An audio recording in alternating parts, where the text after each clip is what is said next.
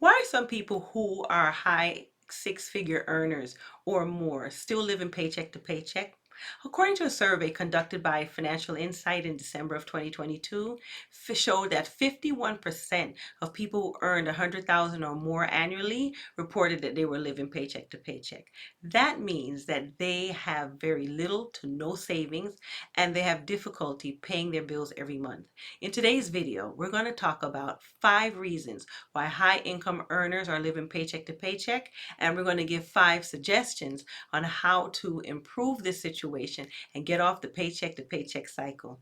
Hi everyone, welcome to my channel where I share tips on how to manage your money more efficiently by budgeting, saving, investing, and making money. My name is Dion of Dee-Lightful Wealth Creation, and I paid off over $61,000 of debt, and I am on my way to achieving financial independence. Let's take a look at 5 mistakes that high income earners are making. 1, overspending on housing. Housing is one of the biggest expenses in our budget.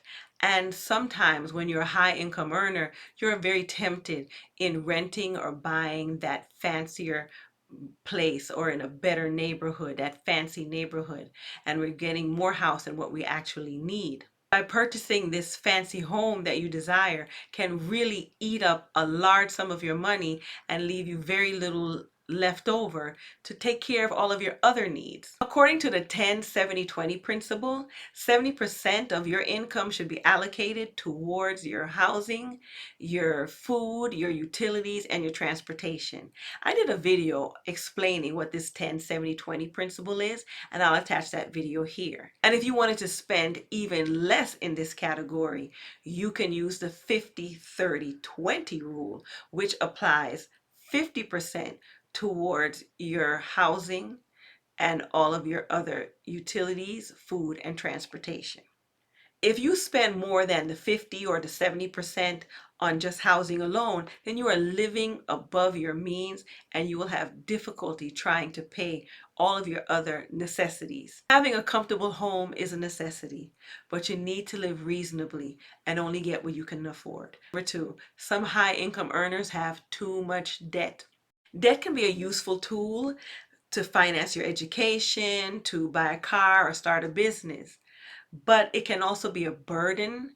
And if you have too much of it, it can really start to dip into your cash flow. High interest debts such as credit cards, payday loans, and personal loans can really accumulate quickly and make it difficult and challenging for you to be able to pay your bills.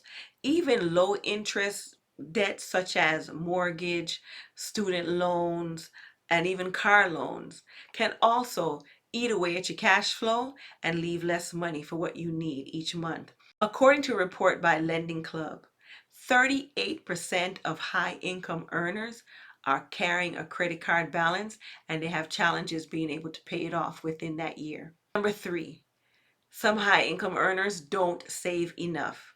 Saving is essential for building wealth and achieving financial goals, such as saving for a down payment for a home, saving towards your retirement, or even planning to travel around the world if you so desire. But many high income earners don't save enough or they don't save at all. They don't even have a $1,000 emergency fund. Financial experts recommend saving anywhere from 3 to 6 months of expenses for emergencies, and preferably saving that money in a savings account, money market account, or preferably a high yield savings account so that you can earn more on your money. According to that same report by Lending Club, 38% of high income earners report that they do not have an emergency fund. That means they are not prepared for an unexpected expense, such as a medical bill, a car repair, or even a job loss. Number 4, they don't invest wisely. Investing is another key component to building wealth and growing your income. But many high income earners don't invest wisely or they don't invest at all. Some may keep their money in a checking account or a low interest paying savings account, and that's not investing. Savings is important, and you need to save the emergency fund, and you also need to save for your retirement. Number 5, lifestyle inflation. Lifestyle inflation is when you increase your spending as your income increases instead of increasing your savings and increasing your investments. As the money comes in, you start wanting to show your wealth. You start buying more designer clothing, luxury cars, spending on expensive vacations, and before you know it, you're using your credit card to cover these things, and you're right back into the paycheck to paycheck cycle. So these are some of the reasons why high income earners, the six-figure earners, are living paycheck to paycheck. So what do we do about this? How do we solve this problem? Well, here are 5 suggestions to improve this situation. Number 1, create and follow a budget, which is your financial plan. A budget is a plan that shows you how much money you're making, how much money you're spending and saving and investing. It gives you a good idea to find out where your money is going, and it will help you to be able to see where you can cut back. For example, do you really need to have Netflix at this time when you have significant amount of debt? No, or do I really need to go to the hairdresser every week? Can I go to the hairdresser every other week and cut back and save in that way? Number 2, pay off your debt. Paying off debt can free up your cash flow, reduce your interest payments, improve your credit score, and give you peace of mind. As your debts are getting paid off, you'll now have more money for saving and investing. There are different strategies to paying off debt. There's 2 that I use interchangeably to pay off that $61,000. I use the snowball method, which that method is where you pay off the smallest balance first on a bill and work your way up to paying off the higher ones. And that way you kind of have these small wins that helps keep you motivated to continue on that journey. Or you can use the avalanche method, which is paying off the debt that has the highest interest first. A lot of credit cards nowadays are up to 30% interest. So pay that one off first, no matter what the balance is, and then work your way down to the next lowest interest and so forth. Or other ways you can pay off your debt is by working overtime or getting a part-time job and allocate those funds strictly for debt repayment, or creating a side hustle, using one of your talents to make some money and use that money strictly for paying off debt. Number 3, save more. Saving more can help you build up your emergency fund, save up for your retirement fund, and also to achieve your other financial goals. You can automate your savings by following the pay yourself first principle. And part of that 10-70-20 principle that I talked about earlier, that 10 is the 10% that you would pay yourself every month.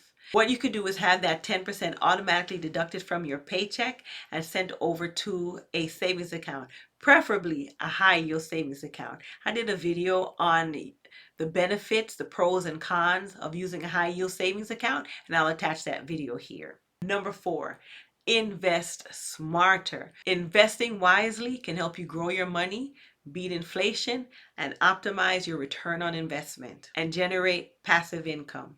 If you're already taking advantage of a 401k or a 403b plan at your job, you can still invest in your retirement and have additional retirement accounts. And if you have no retirement, whether it's at a job or you don't have one set up for yourself, such as an IRA, a Roth IRA, or if you're self-employed and have a SEP IRA, it is not too late to take advantage of compounding your money. You can open up these accounts. Not only preparing for your retirement, you can still invest in the stock market to generate passive income for in between or prior to retirement, or to enjoy during retirement in addition to your retirement fund, by investing in index funds, mutual funds, or exchange traded funds, which are called ETFs, which I love ETFs because it's one of the most economical ways in order to get into the stock market and start investing. You can invest with as little as $1. I did a video on investing $35 a week in ETFs and gaining and earning thousands of dollars in 5 years or more, and I'll attach that video here. Number 5, avoid lifestyle inflation. Avoiding lifestyle inflation can help you live within your means, save more, and invest more. There are different ways to avoid lifestyle inflation, such as setting spending limits for the month and sticking with that, or using the cash envelope system so you only use cash so your credit card won't be used at all, so you won't go deeper in debt, or setting the 30-day rule, where especially if it's a major purchase, instead of making that purchase impulsively, give yourself 30 days to think about it, check your budget to see if you really can afford it or how you can save to afford that item that you really want to purchase. And at the end of 30 days, make the decision if that's a need or a want. So these are just 5 suggestions on how a 6-figure earner that is living paycheck to paycheck can improve their situation by using easy methods. I hope you found this video helpful and informative. And if you did, please give it a thumbs up, hit the like button, and please share it with friends and family who you feel may be able to benefit from this information. And consider subscribing to my channel so that you can see more videos like this. Until next time, I wish for you financial peace of mind and many blessings. Peace.